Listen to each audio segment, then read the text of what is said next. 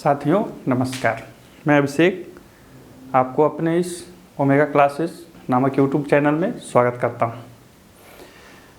जैसा कि हमने पिछले वीडियो में संविधान के भाग 3 के बारे में समझा था, जो कि उसके इतिहास और प्रारंभिक जानकारी के बारे में था। अभी हम लोग समानता के अधिकार, जो कि अनुच्छेद 14 से 18 तक वर्णित है, उसके बारे में चर्चा करेंगे और साथ ही अनुच्छेद 12 और 13 को भी समझेंगे कि वो क्या है। सबसे पहले तो समझ लीजिए कि समानता का अधिकार होता क्या है। देखिए, समानता का अधिकार का मतलब हुआ कि हमारे यहाँ कुछ चीज़ों के आधार पर समानता होगी। कुछ चीज़ों के आधार पर, किस किस चीज़ों के आधार पर? धर्म, मूल वंश, लिंग, जाति या जन्म स्थान या निवास, इन सब के आधार पर हमारे यहाँ संविधान में समानता बरती गई है। अर्थात कानून बनाने में इन सब के आधार पर किसी को वरीयता नहीं दी जाएगी। हालांकि कुछ अपवाद भी है, लेकिन इन सब के आधार पर वरीयता किसी वर्ग को, समूह को नहीं दी जाएगी। साथ ही एक समरस समाज बनाने के लिए समानता का होना बहुत ही ज़रूरी है। ऐसा एक संवैधानिक सोच लोगों के मन में था जो संविधान का निर्माण कर रहे थे, और एक व्यवहारिक चीज़ भी। यदि इक्वलिटी की भावना मतलब समानता नहीं रहेगी तो लोगों के जो अधिकार, नैतिक और भौतिक जो उन्नति जिस अधिकारों के तहत लोगों की होती है, वो कहीं ना कहीं प्रभावित होगी और ये अंतोगत्वा राष्ट्र के पतन का मुख्य कारण भी बन सकता है। इसीलिए हमारे संविधान में धर्म, मूल वंश, लिंग, जाति या जन्म स्थान के आधार पर भी समानता का निषेध किया गया। तो आइए देखते हैं, सबसे पहले समझते हैं अनुच्छेद 12। हालांकि पिछले वीडियो में भी मैंने बताया था कि अनुच्छेद 12 क्या है, लेकिन फिर भी एक बार थोड़ा सा मोटा मोटी ओवरऑल देख लीजिए। अनुच्छेद 12, अनुच्छेद 13, राज्य की परिभाषा। अनुच्छेद 12 में क्या है? राज्य की परिभाषा, अर्थात राज्य किसे कहेंगे, राज्य के अंतर्गत कौन आते हैं। तो देखिए, सबसे पहले राज्य में आएंगे संसद और उसके विधायी एवं कार्यकारी अंगों को क्रियान्वित करने वाली सरकार, यानी कि भारत सरकार, और संसद के अंदर ही भारत सरकार होगी। विधानमंडल, उसके बाद जिला परिषद, पंचायतें, नगर बोर्ड इत्यादि, जो भी, ये सब राज्य के अधीन आएंगे। कहने का मतलब है कि शासन की छोटी से छोटी कड़ी भी जो भारत सरकार के वैध तरीकों से चलती है, वो सब राज्य के अंतर्गत आएंगे। परीक्षाओं में आपसे इससे संबंधित प्रश्न पूछ सकते हैं कि, या पूछा जा सकता है कि निम्न में कौन राज्य के अंतर्गत आता है। तो समझ के रखिए कि भारत सरकार से संबंधित जो भी अंग होंगे वो राज्य के अधीन आएंगे। लेकिन कुछ चीज़ें और समझनी चाहिए आपको। क्या? देखिए,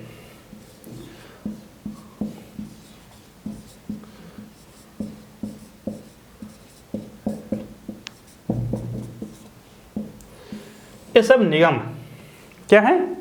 निगम। क्या क्या निगम है? ONGC, सेल, LIC इत्यादि निगम है, लेकिन ये भी सरकार के राज्य के ही अंतर्गत आते हैं। अर्थात इनको भी राज्य माना जाएगा। क्यों माना जाएगा? इसलिए माना जाएगा कि ये सरकार के द्वारा चलाए गए उपक्रम। किसके द्वारा? सरकार के द्वारा चलाए गए उपक्रम है, फलतः ये भी राज्य की ही श्रेणी में आएंगे। अब देखिए कि इन सब चीज़ों को राज्य की श्रेणी में क्यों रखा गया। ऐसा क्यों कहा गया कि भाई ये जो निगम है सरकार के द्वारा संचालित, ये भी राज्य की श्रेणी में आएंगे। तो इसके पीछे कारण था, संविधान निर्माताओं के मन में कहीं ना कहीं विचार चल रही थी कि यदि कोई समूह सत्ता पर काबिज होता है और वो भारत सरकार के बहुत सारे उपक्रमों को निगमीकरण कर दे, निगम बना दे, और उसके बाद फिर अपने मन से काम करना शुरू कर दे, अपने मन से नीतियों को लागू करना शुरू कर दे, तो इससे क्या होगा कि देश में अव्यवस्था फैल जाएगी और लोगों के जो मौलिक अधिकार हैं कहीं ना कहीं प्रभावित हो जाएंगे। फलतः उन्होंने ऐसा रखा कि भारत सरकार के द्वारा बनाए गए कोई भी निगम, कोई भी कंपनी, कोई भी संगठन भी सरकार के ही अंतर्गत आएंगे और वो भी सरकार राज्य ही कहलाएंगे। ये ध्यान रखा गया था, यदि ऐसा नहीं रखते तो बहुत दिक्कत होती। इसके अलावा यदि कोई संगठन, क्या संगठन या संस्था, कोई भी प्राइवेट संस्था, चाहे वह प्राइवेट हो, चाहे वो प्राइवेट ही क्यों ना हो, यदि वो भारत सरकार के बिहाफ में काम कर रही है या सरकार के कहने पे कोई काम कर रही है या सरकारी पैसे से कोई काम कर रही है, तो वो भी राज्य की ही श्रेणी में आएंगे।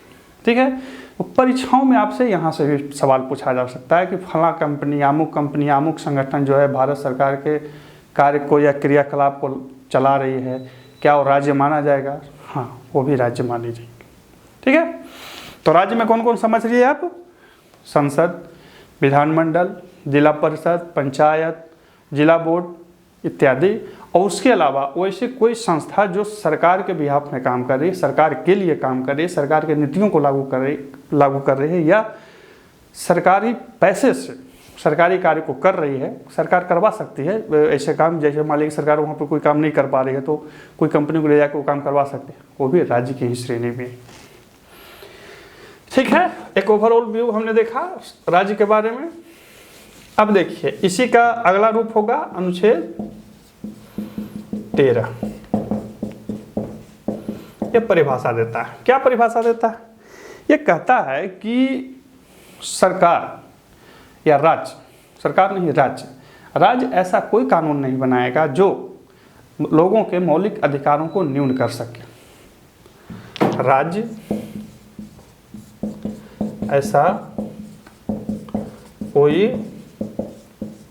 कानून नहीं बनाएगा जो मौलिक अधिकारों को न्यून कर सके। समझ रहे हैं? अर्थात सरकार, राज्य ऐसी कोई कानून नहीं बनाएगी, कोई ऐसी विधि नहीं बनाएगी जो लोगों के मौलिक अधिकारों को न्यून कर सके। साथ ही साथ संविधान के पहले से यदि कोई ऐसी विधि है जो मौलिक अधिकारों को न्यून करती है, वो प्रश्नगत हो जाएगी।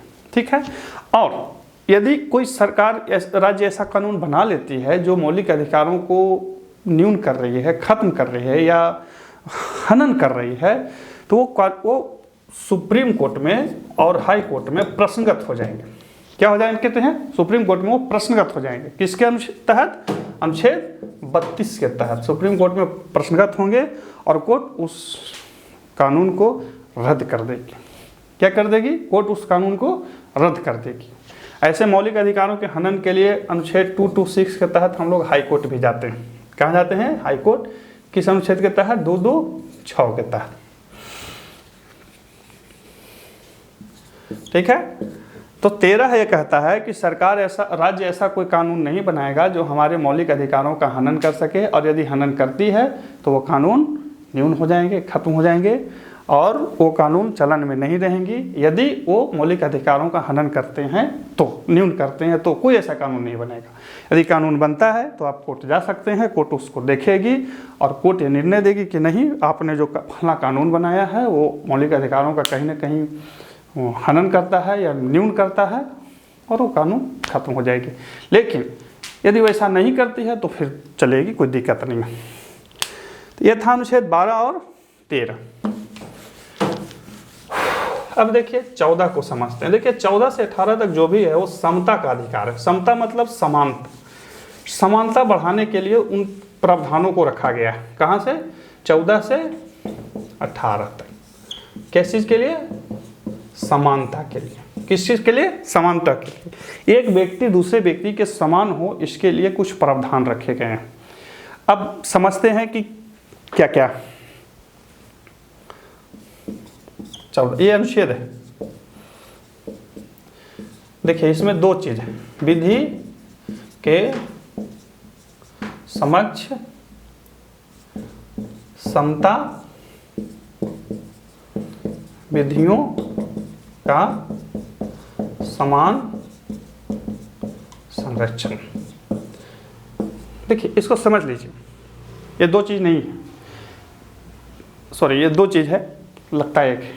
किसी किसी को लगता होगा कि अरे ये तो विधि के समक्ष समता और विधियों का समान से इसका बहुवचन, हिंदी नहीं पढ़ना है कि वो एक वचन बहुवचन।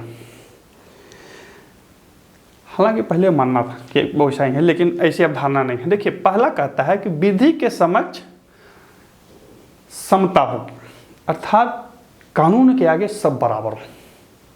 भारत देश में जो भी कानून बनेगा उसके उसके अंदर में आने वाले सभी लोग समान होंगे, अर्थात कानून से ऊपर कोई नहीं है। ये पहला लाइन यही कह रहा है, आप विधि के समक्ष समता होगी, अर्थात विधि के आधार पर सब समान होंगे।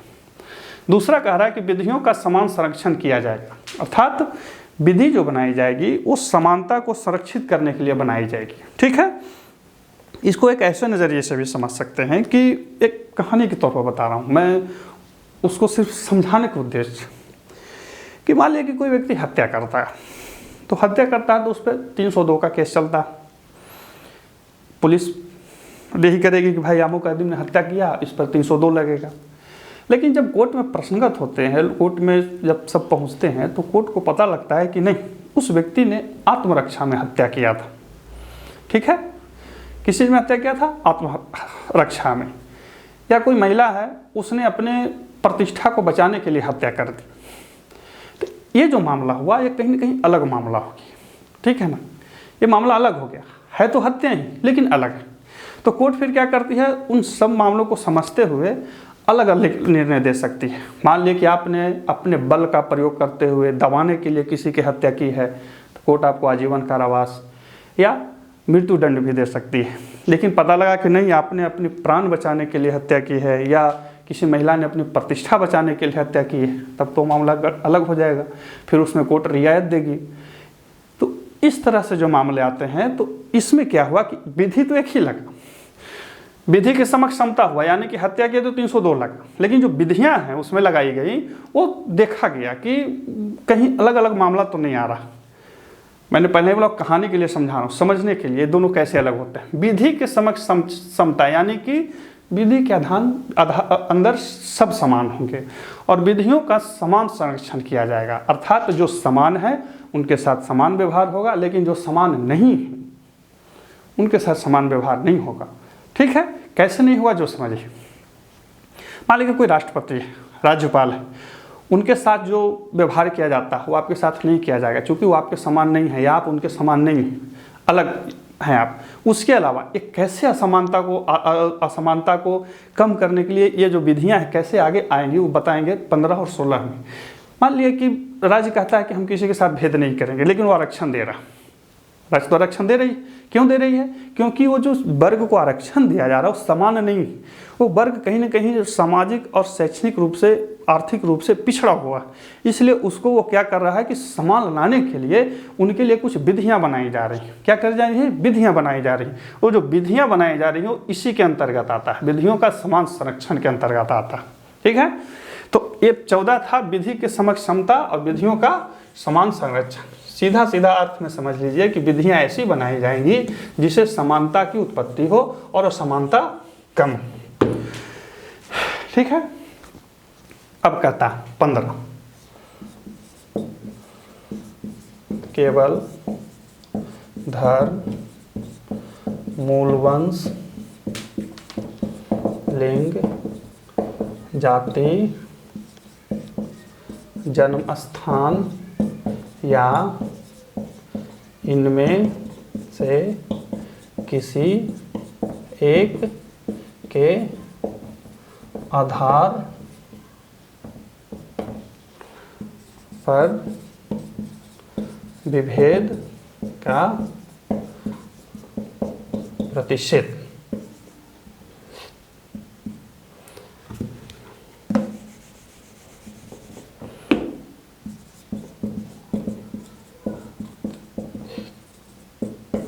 देखिए, कहता है कि केवल धर्म, मूल वंश, लिंग, जाति, जन्म स्थान या इनमें से किसी एक के आधार पर या इनमें सब के आधार पर राज्य जो है कोई विभेद नहीं करेगा। किसके किसके आधार पर? धर्म, मूल वंश, लिंग, जाति, जन्म स्थान या इनमें से किसी एक के भी आधार पर। देखिए इसमें एक चीज़ है, क्या है ये? सबसे पहला क्या है? केवल। क्या लिखा हुआ है? केवल। अलगा क्या है? विभेद। कहने का मतलब है कि राज्य अपने नीतियों में, राज्य अपने कार्यों में, राज्य अपने कार्य संचालन पद्धतियों में या राज्य अपने नियम में केवल मतलब ये जो लिखा हुआ बस इतने ही के आधार पर, अलग कुछ हो सकता है। कैसे होगा सो बताते हैं। केवल धर्म, मूलवंश, लिंग, जाति, जन्म स्थान के आधार पर विभेद नहीं होगा। मतलब आपके साथ अलगाव या अलग व्यवहार नहीं किया जाएगा, केवल इनके आधार पर। केवल का मतलब सिर्फ इन्हीं के आधार, अन्य चीज़ों के आधार पर किया जा सकता है। जैसे अब आप पुलिस बनने गए तो वहाँ बोल सकता है कि भाई हमको तंदुरुस्त आदमी चाहिए, 6 फीट का आदमी चाहिए, ठीक है ना। तो उसमें देखिए वो योग्यता संबंधी शर्त लगा सकता है। क्या लगा सकता है? योग्यता संबंधी, ठीक है। अब आप बोलिएगा नहीं हम भी तो ग्रेजुएट हैं, हम भी जा सकते हैं, ये से वैसे, तो वैसा नहीं होगा। वहाँ पे कह रहा है कि हम फला से फला योग्यता तक ही लोगों को लेंगे, फला से फला आयु वर्ग तक लोगों को लेंगे, फला बौद्धिक क्षमता के लोग को लेंगे, फला तरह के लोग के लेंगे।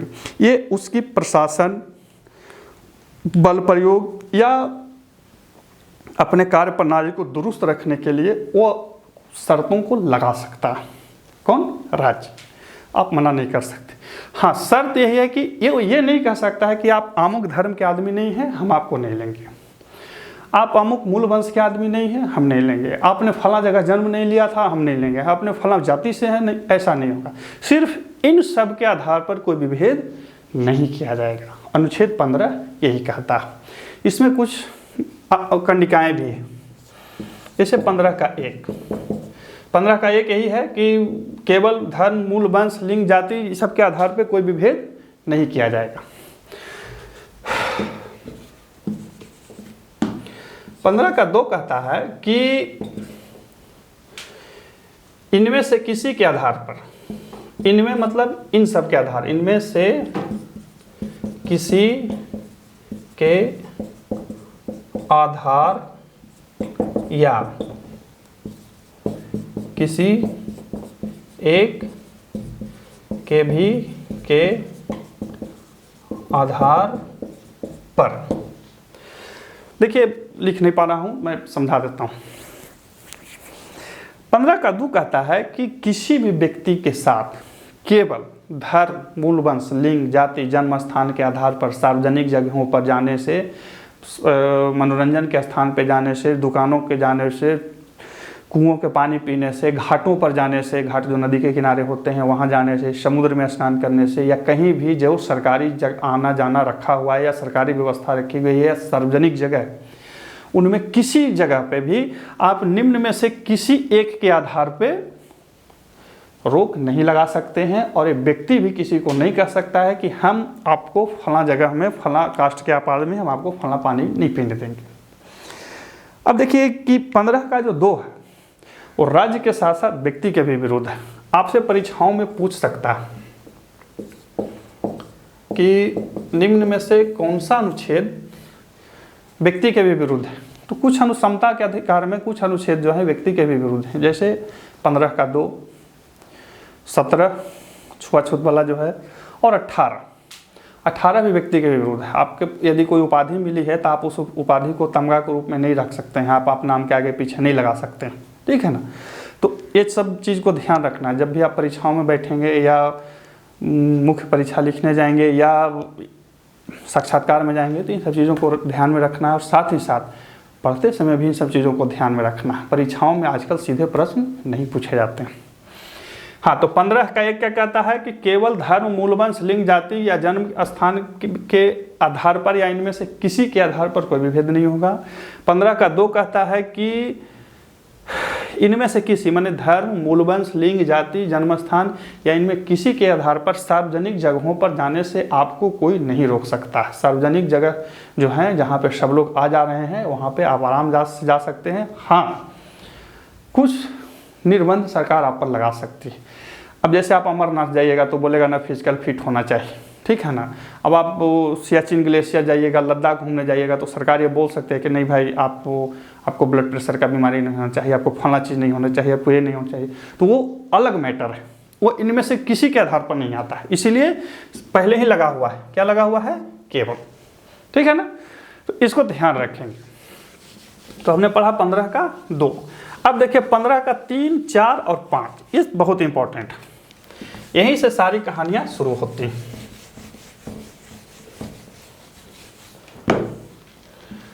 15 का 3, 15 का 4, 15 का 5। देखिए 15 का 3 जो है बच्चों एवं महिलाओं के लिए विशेष उपबंध हो सकता है। अर्थात अनुच्छेद 15 के 3 के तहत राज्य जो है महिलाओं एवं बच्चों के लिए विशेष उपबंध कर सकता है, उनके उत्थान के लिए। इन्हीं के आधारों पर जो राज्य सरकारें हैं या केंद्र सरकारें हैं महिलाओं के लिए सीटें आरक्षित करती हैं। तो अगला बार जब भी आप देखिए या परीक्षाओं में आए या लगे कि नहीं यहाँ पर महिला सीट किया गया है, तो वहाँ पर फट से आपको ध्यान आना चाहिए कि अनुच्छेद 15(3) का पालन किया जा रहा है। अर्थात सरकार को लगता है कि महिलाओं के उत्थान के लिए कुछ किया जाना चाहिए तो सीटों को आरक्षित कर सकती है। उसके अलावा कुछ ऐसे क्षेत्र हैं जहां महिलाओं को एक्सेप्टेशन कर सकता है कि नहीं, हम महिलाओं के लिए मतलब उस जगह को आरक्षित कर सकते हैं। तो ये किस अनुच्छेद के तहत होगा, अनुच्छेद 15 के 3 के तहत। 15 का 4 कहता है पिछड़ों एवं SC ST के लिए विशेष उपबंध। देखिए 15 का 4 ही जो है वो पिछड़ों SC ST के लिए विशेष उपबंध करता है। अर्थात विधानसभाओं में, संसद में या पंचायती राज व्यवस्था में या इस तरह की कोई सी व्यवस्था जहाँ पे राजनीतिक रूप से लोग भाग लेते हैं, इसी अनुच्छेद के आधार पे उनको आरक्षण दिया जाता है। ठीक है ना, अनुच्छेद 15 के 4 के तहत। तो अब आप बोल सकते हैं कि भाई 15 में तो लिखा हुआ है कि हम इनके आधार पर विभेद नहीं करेंगे, लेकिन आप इसके जगह पर क्यों कर रहे हैं। तो हमने पहले ही पढ़ा था 14 में कि विधियां समान होंगी, लेकिन विधियों का समान संरक्षण किया जाएगा, यानी कि जो समान नहीं है उनको समान लाने के लिए कुछ कानून बनाए जाएंगे। तो उसी का पालन करते हुए अनुच्छेद 15 के 4 को रखा गया, जो कि पिछड़ों एवं अनुसूचित जाति एवं जनजातियों के विशेष उत्थान के लिए कुछ सीटों का उपबंध सरकार कर सकती है, ताकि उनका भी उत्थान हो और समाज के मुख्य धारा में वो शामिल हो जाए। अब पिछड़े कौन है, जो सामाजिक आर्थिक रूप से पिछड़े हुए, उनको पिछड़े माना गया है। बाद मंडल आयोग आया था जिसने कुछ नियम कानून रखे कि ऐसे ऐसे लोग पिछड़े हैं और 27% का आरक्षण दिया गया। वो चीज़ कोर्ट में गया, कोर्ट ने उसको सही माना और ये फिर आरक्षण लागू हुआ और आज भी है, और जो पिछड़ी जाति हैं उसका लाभ ले रही हैं। अच्छा है कि सब लोग ऊपर से आए। 5 कहता है, देखिए ये सब उपबंध है, मतलब सिर्फ आपको समझने के लिए बता दूं, शैक्षणिक संस्थाओं में पिछड़ों एवं SC ST के लिए विशेष उपबंध। देखिए अनुच्छेद 15 का 5 जो है शैक्षणिक संस्थाओं में पिछड़ों एवं SC ST के लिए उपबंध किए जाएंगे। कैसे किए जाएंगे, तो उनके फीस को कम किया जा सकता है, उनको फीस को माफ़ किया जा सकता है, या उनके लिए कुछ सीट दिया जा सकता है कि नहीं भाई फलाना सीट, इतना सीट आपको दिया जाएगा। तो इस तरह का उपबंध जो है वो सरकार कर सकती है, ताकि शिक्षा का प्रसार हो और वो लोग जो सामाजिक आर्थिक रूप से पिछड़े हुए हैं उनमें भी शिक्षा के द्वारा जागृति हो और समाज के मुख्यधारा में शामिल हो जाए। ये सारा का सारा जो प्रबंध किया गया है इसलिए किया गया है ताकि वो समानता की ओर अग्रसर हो। याद रखिए, वो भी असमानता बढ़ाने के लिए नहीं किया गया है। बहुत सारे लोग आरोप लगाएंगे नहीं, असमानता के लिए नहीं किया गया, उनको समान लाने के लिए किया गया। ठीक है ना। तो ये जो 15 का 1, 2, 3, 4 है, इसको समझें हम लोग। 15 का 1 कहता है कि केवल धर्म, मूल, वंश, लिंग, जाति, जन्म के स्थान पर आधार पर हम लोग विभेद नहीं करेंगे। 2 कहता है कि सार्वजनिक जगहों पर इन सब में से जाने से नहीं रोका जाएगा। 3 कहता है 15 का महिलाओं के लिए विशेष उपबंध होंगे। 4 कहता है कि पिछड़ों के लिए पिछड़ों SC ST के लिए विशेष प्रबंध होंगे। 5 कहता है शैक्षणिक संस्थाओं में उनको कुछ छूट दिया जा सकता है। अब 16 देखिए, 16 कहता है लोक नियोजन में समता। क्या कहता है? लोक नियोजन में समता। देखिए साफ साफ इसमें भी 4-5 है, 16 का 1, 16 का 2, 16 का 3, 16 के 4, 16 के 5। सबसे पहले समझिए 16 का 1 क्या कहता है कि केवल धर्म, मूल वंश, लिंग, जाति, जन्मस्थान या निवास के आधार पर कोई भी भेद नहीं होगा। ठीक है, केवल 16 का 1 कहता है कि लोक नियोजन में समता होगी, अर्थात जब हम राज्य नियुक्ति देने जाएगी तो किसी के साथ विभेद नहीं होगा। लोक नियोजन में विभेद नहीं करेगा, राज्य लोक नियोजन में कोई विभेद नहीं करेगा। 2 कहता है कि केवल धर्म, मूल वंश, लिंग, जन्म, जाति, स्थान के आधार पर कोई विभेद नहीं होगा। ठीक है ना, जन्म, मूल वंश, लिंग, जाति, जन्म स्थान या निवास के आधार पर विभेद नहीं करेगा। लेकिन सरकार यदि चाहेगी तो किसी जगहों पे, खास जगहों पे, कहीं क्षेत्र के लिए निवास का उपबंध कर सकती है। वह मान सकती है कि भाई हम केरला में एक बहाली ले रहे हैं लेकिन हम सिर्फ केरला वाले को ही लेंगे, नागालैंड में एक बहाली ले रहे हैं लेकिन हम सिर्फ नागा लोगों को ही लेंगे, वो कह सकती है। हालांकि मूल आदर्श यही है कि कोई विभेद नहीं होगा, लेकिन वो कह सकती है क्योंकि उसको ऐसा ज़रूरत है, वैसा काम लग रहा, तो कह सकती है। विभेद आप उसमें नहीं कर सकते। 16 का 3 क्या कहता है? 16 का 3 कहता है कि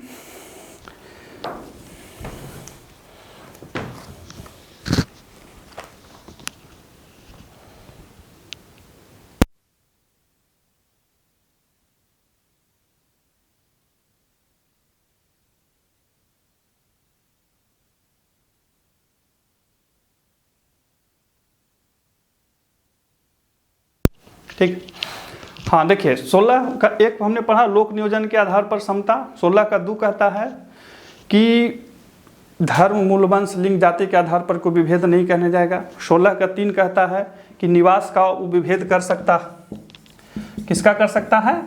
निवास का विभेद कर दे सकता है, अर्थात निवास के आधार पर विभेद किया जा सकता है। 16 का 4 कहता है कि पिछड़े SC ST के लिए हम आरक्षण देंगे। ये जो आरक्षण का विभेद आता है, मतलब नौकरियों में जो आरक्षण दी जाती है वो इसी अनुच्छेद के तहत दिया जाता है। किसके अनुच्छेद के अंतर्गत? 16 के 4 के अंतर्गत। 16 का 5 कहता है कि कोई धार्मिक संगठन है उसके लिए आमुख धर्म ने जिस धर्म का संगठन है उसी के व्यक्ति को प्रशासन दिया जाएगा और कोई व्यक्ति इस पर आक्षेप नहीं कर सकते। समझ रहे हैं बात को? 16 का 5 कहता है कि जो इस धर्म का कोई संगठन है उसी धर्म का व्यक्ति उसके प्रशासन को संभालेगा, आप उसको रोक नहीं सकते। तो इस तरह से हमने 16 का 1, 2, 3, 4, 5 देखा। अब देखिए 17 और 18। तो ध्यान से देखिएगा, 16 को फिर से समझ लीजिए। 16 लोक नियोजन में समता का अधिकार देता है, ठीक है। दूसरा कहता है उसमें कि धर्म, मूल वंश, लिंग, जाति, जन्म स्थान या निवास के आधार पर कोई विभेद नहीं करेगा। तीसरा कहता है कि उसमें निवास का जो शर्त है सरकार कुछ जगहों पे लगा सकती है। चौथा कहता है 16 का 4 कि लोक नियोजन में किसी खास वर्ग को आरक्षण दिया जा सकता है। पांचवा कहता है कि जो व्यक्ति किसी धर्म का खास है वो किसी धर्म, अपने ही धर्म के संगठन का मुखिया बन सकता है, आप उसको रोक नहीं सकते। अब देखिए 17 कहता है अस्पृश्यता का अंत, अर्थात इसके आधार पर छुआछूत बंद हुआ और इस पे आधार पर कानून बनेगा। और यदि आप छुआछूत को बढ़ावा देते हैं, छुआछूत को मानते हैं और ऐसा कोई वक्तव्य देते हैं जिससे छुआछूत बढ़ता है तो आप पर केस होगी और आप जेल जाएंगे। ये कहता है उपाधियों का अंत, अर्थात राज्य, सेना और विद्या संबंधी छोड़ करके कोई उपाधि नहीं बांटेगी। और यदि आप लेंगे बाहर से तो राष्ट्रपति से आदेश लेना होगा, और लेंगे भी तो कोई उसका उपमा लगा करके नहीं चलेंगे। अर्थात 17 छुआछूत का बंद, 18 उपाधियों का अंत। शेष अगले बार।